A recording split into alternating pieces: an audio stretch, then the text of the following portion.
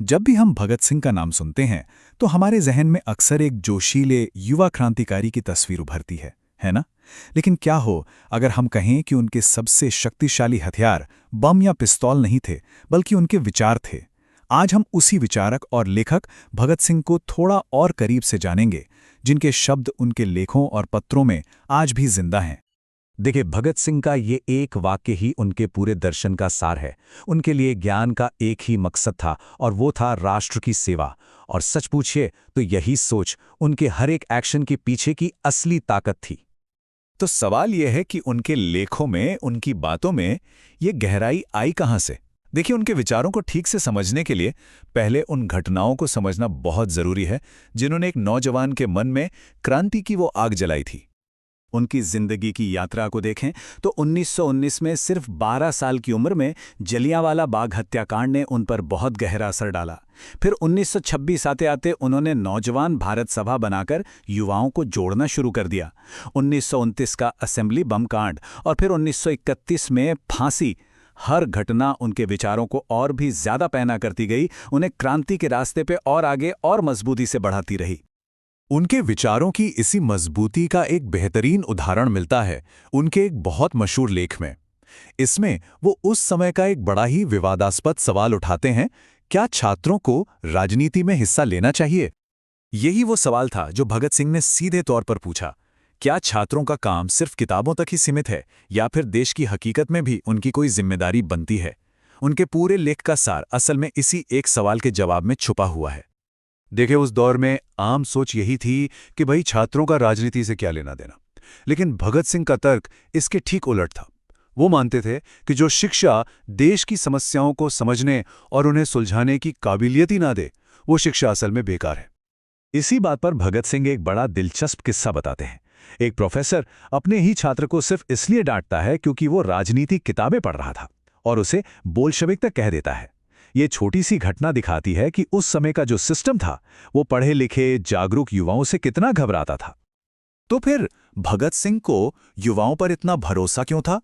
क्योंकि वो ये मानते थे कि युवा जो होते हैं वो सांसारिक जंजाल से मुक्त होते हैं। उनमें संघर्ष करने की शारीरिक शक्ति होती है और सबसे बड़ी बात, उनमें देश के लिए सर्वोच्च बलिदान देने का जज्बा होता है। अच्छा, उनके सार्वजनिक लेखों से अब हम उनके एक बेहद निजी और गहरे दार्शनिक दस्तावेज की ओर बढ़ते हैं। ये एक पत्र है जो उन्होंने जेल से अपने साथी सुखदेव को लिखा था और इसमें मौत और बलिदान के असली मतलब पर एक असाधारण बहस छिड़ी है। हुआ ये कि जेल में रहने के दौरान भगत सिंह और सुखदेव दोनों के विचारों में एक बहुत बड़ा परिवर्तन आया। ये पत्र उसी बौद्धिक मंथन का सबूत है जो मौत के साये में दो क्रांतिकारियों के बीच चल रहा था। और यहीं पे ये वैचारिक मंथन बहुत ही दिलचस्प हो जाता है। दोनों दोस्तों के विचार जेल में बिल्कुल पलट गए थे। सुखदेव, जो पहले आत्महत्या को कायरता कहते थे, अब उसे कुछ मामलों में सही मानने लगे थे। वहीं भगत सिंह, जो पहले इसे कुछ हद तक जायज ठहराते थे, अब इसे पूरी तरह से एक कायरतापूर्ण काम मानने लगे थे। और ये हमें भगत सिंह के आदर्श मृत्यु के कॉन्सेप्ट तक लाता है।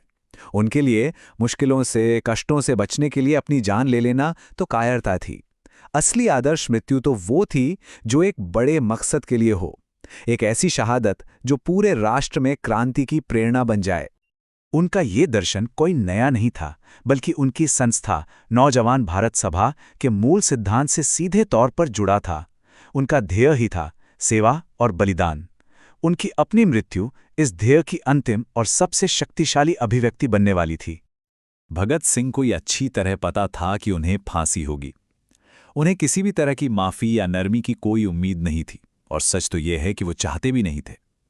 उनका यह अटूट विश्वास था कि उनकी शहादत उनकी जिंदगी से कहीं ज्यादा देश के लोगों को प्रेरित करेगी। तो आखिर में भगत सिंह की असली विरासत सिर्फ उनके क्रांतिकारी कामों में नहीं, बल्कि उनके शक्तिशाली विचारों में बसती है। उनके लिखे हुए शब्द और उनके पत्र आज भी उतने ही प्रासंगिक और जरूरी लगते हैं। उनकी सोच का दायरा कितना बड़ा था, ये उनके कुछ और लेखों के शीर्षक से ही पता चल जाता है। विद्यार्थी और राजनीति से लेकर मैं नास्तिक क्यों हूं और अछूत समस्या तक उन्होंने हर महत्वपूर्ण सामाजिक और राजनीतिक मुद्दे पर बहुत गहराई से विचार किया था। इसलिए उनकी फांसी को एक अंत के रूप में नहीं देखा जाना चाहिए।